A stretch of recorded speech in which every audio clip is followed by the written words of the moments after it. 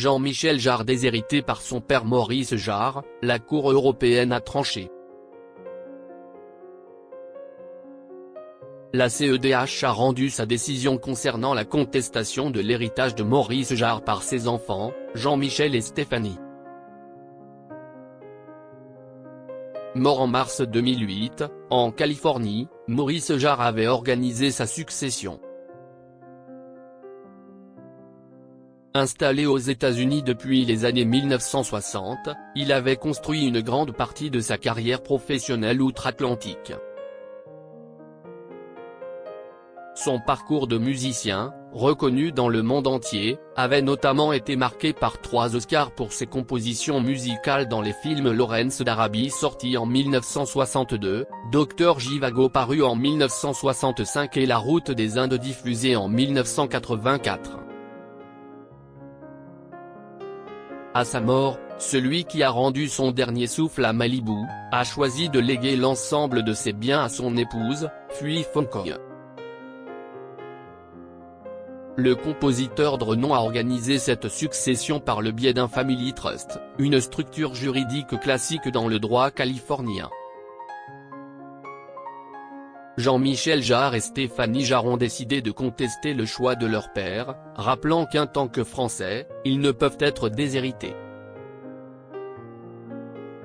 Mais le conflit juridique réside dans le fait que le droit californien ne prévoit pas ce principe de réserve héréditaire.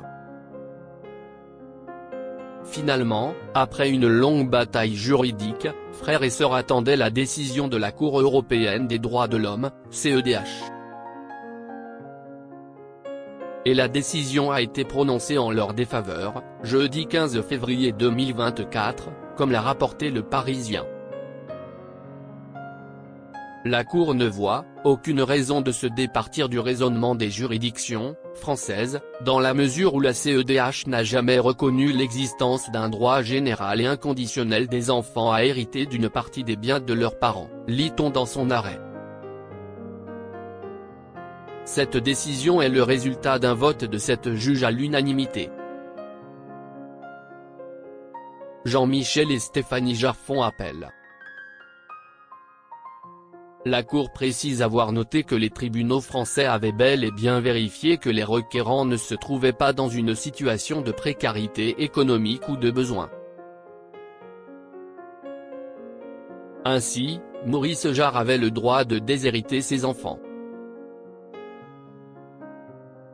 Mais Nicolas Olchak, l'avocat des enfants de Maurice Jarre, a pris la parole indiquant que ses clients ont pris connaissance avec regret de l'arrêt rendu, en leur défaveur, mais ne compte pas s'arrêter là. Compte tenu des enjeux attachés à cette décision, et de son impact potentiel sur d'autres affaires similaires, nous formulerons dans les semaines à venir une demande de renvoi, devant la Grande Chambre, a-t-il ajouté. Affaire à suivre.